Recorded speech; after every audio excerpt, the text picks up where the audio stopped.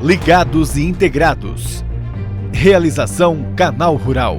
Oferecimento Seara. A qualidade vai te surpreender.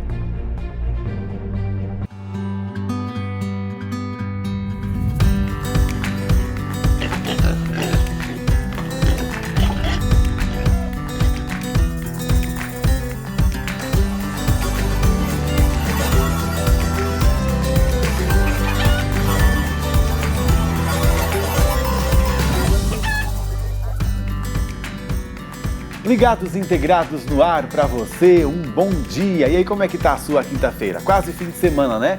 Mas dá tempo da gente fazer muita diferença ainda juntos e aqui tem muita informação para você.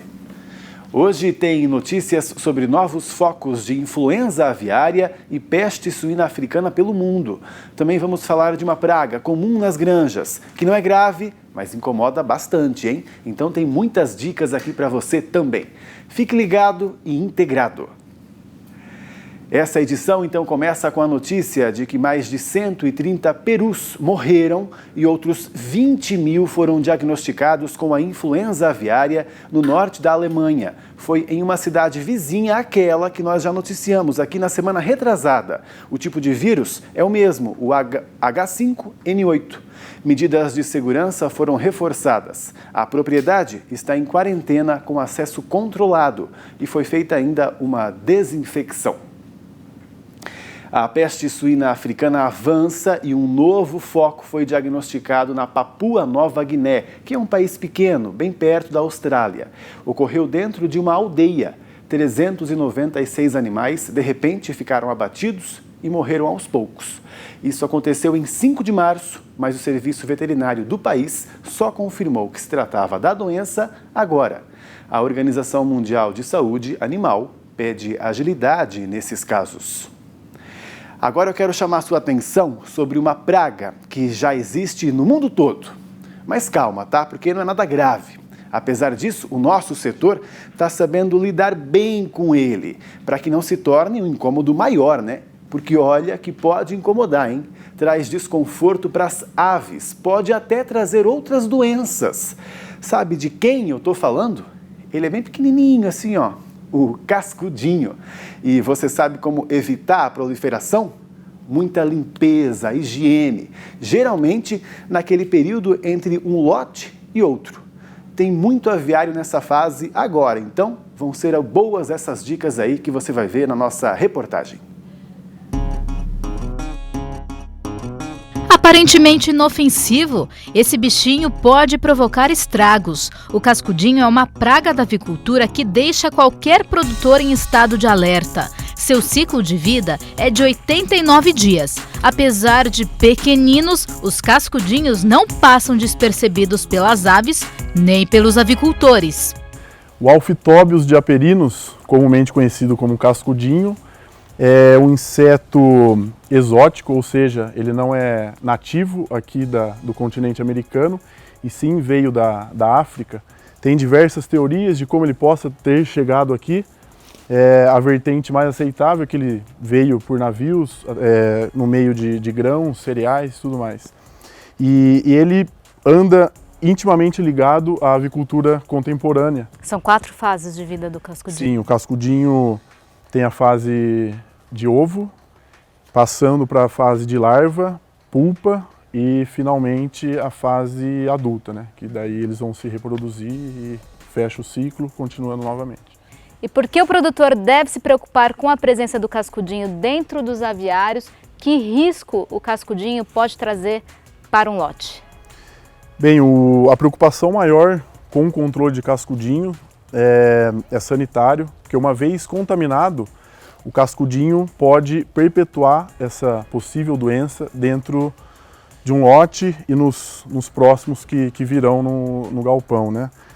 Então, os cascudinhos também têm o hábito de fazerem galerias para naturalmente se abrigarem, e isso vai causando a depredação da parede, de toda a estrutura do aviário, né? Além de estressar as aves, causando um incômodo enquanto elas estão deitadas na cama e, consequentemente, vai comprometer o desempenho zootécnico do produtor, né? Paulo, como é que você faz para saber se tem cascudinho dentro do aviário, se tem muito, se tem pouco, se está fugindo do controle? Como você faz? Então, a gente faz o seguinte, a cada 15 dias, a gente faz uma contagem em 5 pontos do aviário, para a gente saber a quantidade que tem de cascudinho, se está alta, se está baixa. Aí a gente faz o seguinte, a gente pega um prato, levanta do lado, a gente olha a quantidade que tem de cascudinho, aí a gente faz o seguinte, de 0 a 5 cascudinhos é pouca infestação, aí de 5 a 100 é média, e de 100 acima já é alta infestação de cascudinho. Aí o que a gente faz depois? Vai no escritório, tem um livro de registro por aviário, a gente anota na ficha lá a quantidade que a gente fez aqui no aviário, né? E dependendo da infestação que está, a gente avisa o técnico, se estiver muito alta, para ele poder tomar as medidas necessárias de controle que deve ser feito. Lélio, é difícil eliminar o cascudinho, mas é possível controlar. E hoje a gente não está no aviário sem aves à toa. Esse intervalo entre lotes é um momento muito importante para fazer esse combate. Hoje mesmo no aviário a gente viu que tem um pouquinho de cascudinho, então esse é o momento ideal para realizar esse combate, certo? Exatamente, Júlia. Hoje a gente está num trabalho entre lotes. Toda a saída da ave a gente faz o controle de cascudinho no aviário. Hoje o controle mais eficiente de cascudinho que nós temos é a fermentação de cama, onde nós colocamos uma lona sobre toda a superfície do aviário, da cama do aviário, pegando os bandôs de fermentação, que é uma forma que a gente tem para fazer um procedimento mais rápido, porque a partir do último caminhão que saiu desse aviário, nós temos um tempo máximo de 24 horas para fazer esse procedimento. Por que 24 horas? 24 horas é o tempo que a gente consegue aproveitar a temperatura da cama do lote ainda, uma boa temperatura para a fermentação da cama e também para não haver fuga de cascudinho aqui da granja. Então, assim, o quanto antes nós conseguir fazer esse procedimento, melhor vai ser o controle de cascudinho. Então, envelopando todo essa cama do aviário, a gente passa a inseticida. Por quê? Porque quando ela está envelopada, o cascudinho que está embaixo, ele vai morrer. Então a gente vem com uma inseticida nos transpasse, evitando que se ele for sair em algum lugar, ele vai ter contato com a inseticida e vai morrer. E depois a gente passa a inseticida em toda a estrutura do aviário, no que? Mureta, pilastras. Para quê? Porque o cascudinho que não está por baixo da lona, a gente tentar matar ele. Então a gente pode dizer que a presença do cascudinho dentro do aviário, ela é comum, mas não é normal, tem que ser sempre combatida. Ela é uma infestação que todos os aviários a gente encontra esse inseto, só que tem que ser de maneira controlada. Resumindo, não pode de jeito nenhum se acostumar à presença do cascudinho dentro do aviário. Não, jamais, sempre controlando a praga, senão ela vai aumentar e vai causar riscos aí para a saúde das aves e também para o bolso do produtor, que ele vai danificar a estrutura do produtor.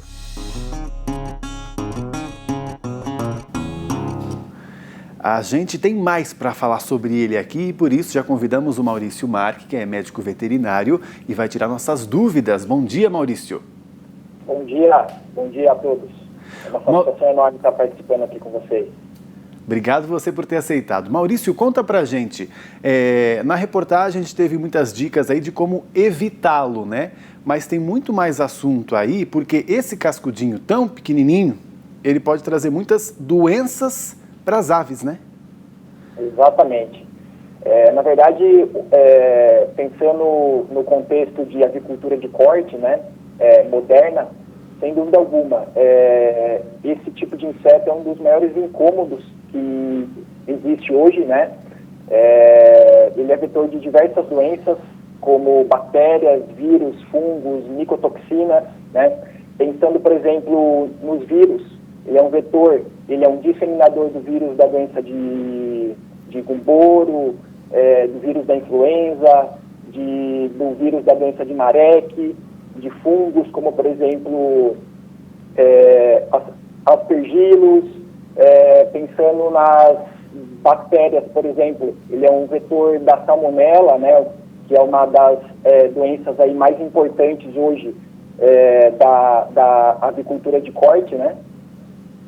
Pois é. E ele, no caso, acontece isso, né, quando ele pica, morde uma ave, né, que pode estar já com com esse quadro, e aí ele vai disseminando isso dentro do aviário? É desse jeito? Ele é como um vetor Não. também?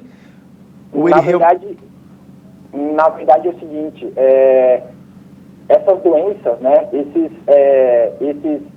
agentes, eles ficam em contato com o inseto, né, e ele vai disseminando essa doença ao longo do aviário. Ele vai disseminando essa doença na cama, na ração, nos equipamentos. Ah, certo. E a ave, cedo ou tarde, vai ter contato com esses agentes infecciosos, né? E isso vai causar enfermidades aos lotes, né? Tá certo, por isso que é importante, então, tão importante essa limpeza em todo o local, né? Porque aí, então, acaba tirando essa possibilidade da doença no próprio chão, né? Ali na cama do aviário. Exatamente.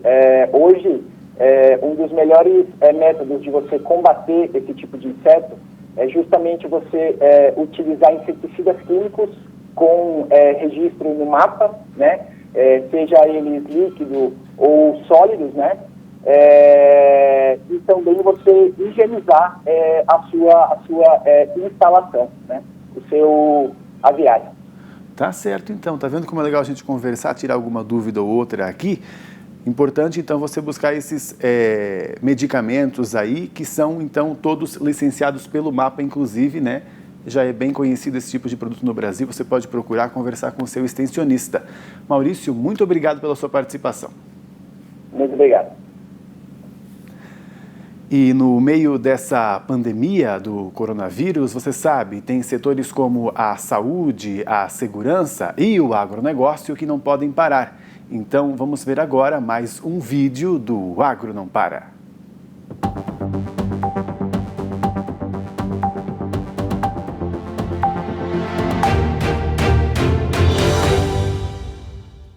Que a gente continue tomando as medidas necessárias aí sobre a importância de usar o álcool gel, da importância de tomar os cuidados para evitar aglomerações.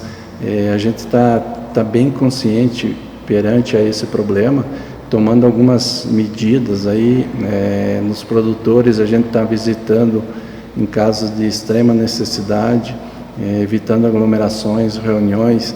Então é isso que eu vejo que são ações que estão na nossa mão e que a gente pode contribuir de uma forma ou de outra para que o alimento, a maior empresa de alimentos do mundo, consiga produzir de forma consciente e que esse produto chegue com qualidade na mesa do consumidor mundial.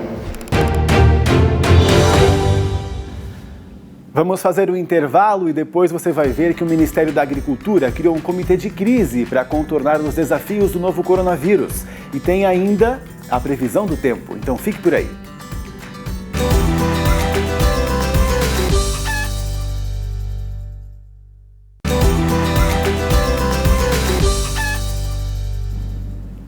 Ligados e integrados de volta, e agora chegou aquele momento que eu sei que você gosta muito para se planejar aí, né? A previsão do tempo. Só que devido ao isolamento social, estou aqui sozinho e a Priscila Paiva está no nosso estúdio super moderno, virtual. E aí eu também assisto junto com vocês. Oi, Pri! Olá, Pablo. Bom dia. Olha só, hoje tem novidade. Nas próximas 24 horas vai voltar a chover em áreas do sul do Brasil e também de Mato Grosso do Sul. É o avanço de uma frente fria pelo sul do país e logo na retaguarda do sistema vai ter massa de ar de origem polar, que vai derrubar as temperaturas no fim de semana. Por enquanto sem geada, mas trazendo aquele desconforto térmico para os animais, porque vai esfriar no fim de semana, tá certo? A gente vê que ao longo aí desta quinta-feira você tem pancadas de chuva em grande parte do Brasil, a exceção é essa faixa que vai aqui do sul do Piauí ao norte de Minas Gerais, pegando Goiás e sul do Tocantins. Separei essa cidade, Carapó, Mato Grosso do Sul, onde a gente vai ter, principalmente aí, não só nas próximas 24 horas, mas no início da semana que vem, pancadas de chuva um pouco sequenciais, então com 91 milímetros previstos. Algumas cidades de Mato Grosso do Sul não tiveram nem 20 milímetros de chuva em março, então estão com déficit hídrico, então é bom que volte a chover. Mas ainda que volte a chover, a gente tem irregularidade. Janelas de tempo seco, como a gente observa aqui, de 13 de abril até meados do dia 27, depois no fim do mês com o retorno das instabilidades. Falando de temperatura, diminui nesse fim de semana também em Carapó, tá? Você tem aí mínimas em torno dos 12, 13 graus, mas muita atenção para essa queda do dia 17 de abril, que a gente vai monitorar, onde a mínima prevista é de 5 graus, então estamos de olho. Nossa, no Mato Grosso do Sul, 5 graus. Obrigado, viu, Priscila? E agora tem recado do produtor rural para você, no Agro Não Para.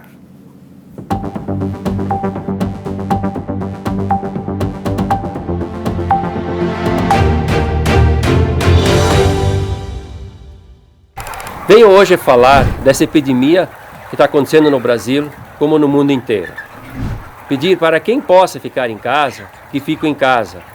Principalmente a quem nós temos que nos proteger, nossos pais, nossos avós e quem tem problema de saúde.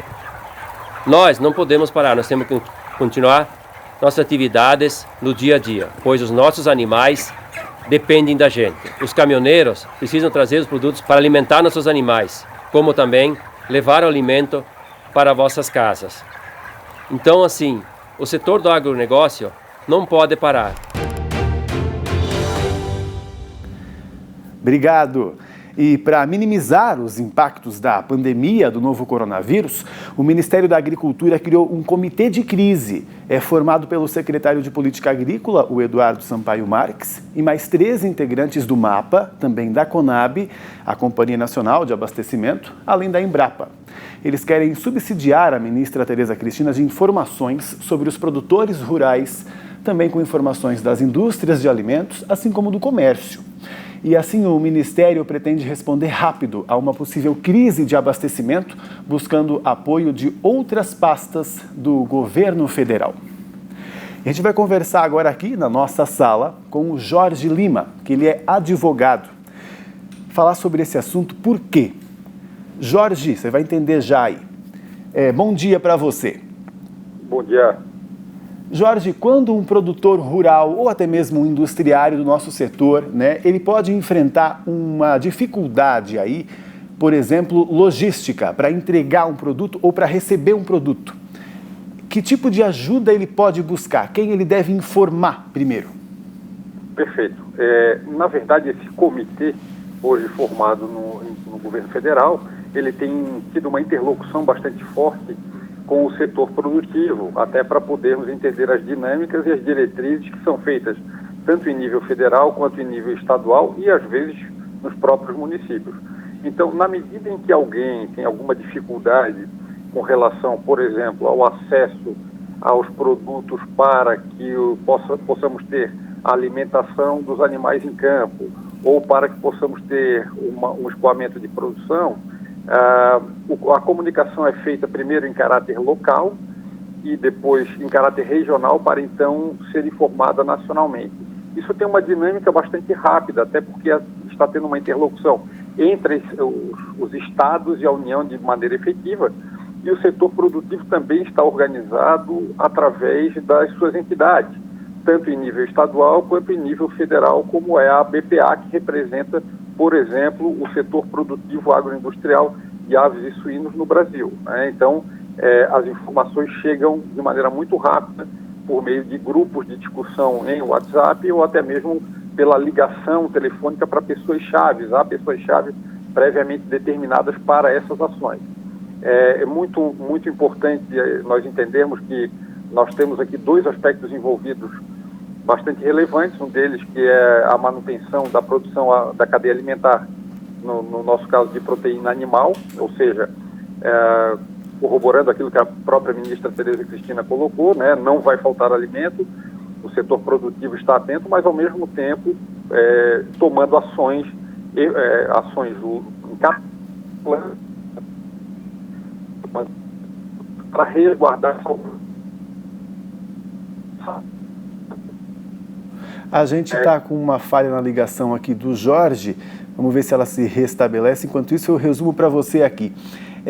Você deve, então, quando tem alguma dificuldade aí na sua região, né? Teve algum bloqueio em alguma estrada municipal, estadual, federal, então avisar justamente o órgão de agricultura que é da sua região, né, Jorge? E aí essa informação deve chegar aí ao Ministério para que ele tenha, e já que ele tem mais força, possa então buscar aí as soluções. É isso, Jorge?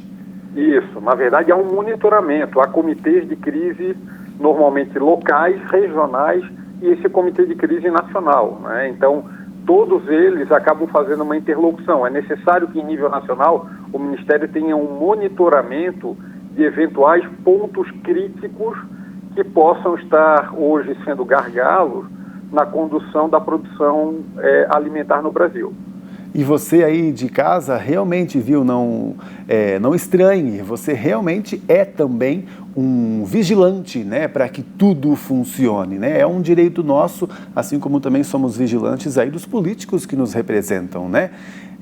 Jorge, e aí esse comitê aí na esfera federal também, ele acaba então buscando essas soluções com outros ministérios às vezes, né? Seja de infraestrutura, de segurança, para garantir então esse dever, né, de ir e vir e principalmente desses trabalhos que são essenciais, como eu falei, a agricultura e a agropecuária está no meio, né? Perfeito, exatamente, né? Há uma interlocução entre os ministros, né, em grande parte os ministros envolvidos em todas essas áreas, sejam elas de segurança, sejam elas de produção alimentar, como a ministra Tereza Cristina, como o ministro Tarcísio na infraestrutura e como o ministro Sérgio Moro na segurança pública. E essa interlocução feita entre os ministérios também é repassada a nível estadual. As informações chegam a nível estadual. E isso facilita muito a comunicação e o trânsito de informações para que haja uma sintonia fina entre eventuais gargalos e a questão do escoamento do alimento produzido. Jorge, você que tem trabalhado aí, né, com as indústrias, com os produtores, representando eles, né?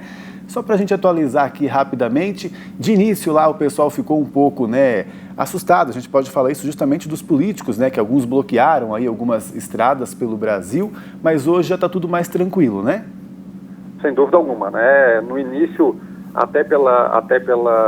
por aquilo que se apresenta como a questão de saúde pública no Brasil, no que tange à Covid-19, algumas medidas foram tomadas de maneira mais acelerada e em seguida elas tiveram uma sintonia fina, ou seja, elas foram sendo refinadas, aprimoradas para se chegar ao ponto determinado de manutenção do abastecimento de alimentos no Brasil, o que é necessário e o que ficou determinado como atividade essencial, inclusive pelo decreto federal e alguns decretos em estado. Jorge, obrigado pelas informações muito esclarecedoras e um bom trabalho para você, então. Obrigado, bom dia, sempre à disposição. Até uma próxima. E se tem um mercado do agro que não parece estar sentindo os efeitos da crise do Covid-19, é o de grãos. A soja está sendo negociada a mais de R$100 a saca de 60 quilos na base Paranaguá, de acordo com o CPEA.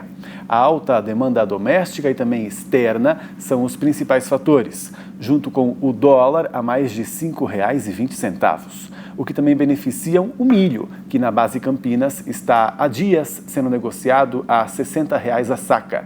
E tem mais um grão aí nessa história, hein? Surpreendendo. É o arroz, que está em época de colheita, o que geralmente faz os preços baixarem, né? Mas por enquanto não. Quase R$ 52 a saca, segundo o indicador Exalc Senar.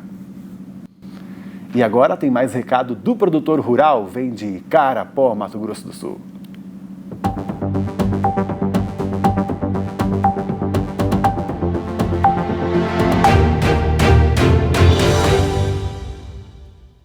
E hoje, venho falar que nós estamos vivendo um momento muito difícil, uma realidade muito difícil para a economia, que vários setores estão fechando, desemprego, uma situação bem ruim, só que o agro está aqui forte e firme para sustentar a mesa do brasileiro e o mundo. E nós estamos aí para ajudar vocês. Meu muito obrigado. Obrigado, Tiago. Obrigado a todos vocês que fizeram esse programa junto comigo. A gente se vê amanhã, hein? Porque vai sextar logo, logo. Tchau, tchau.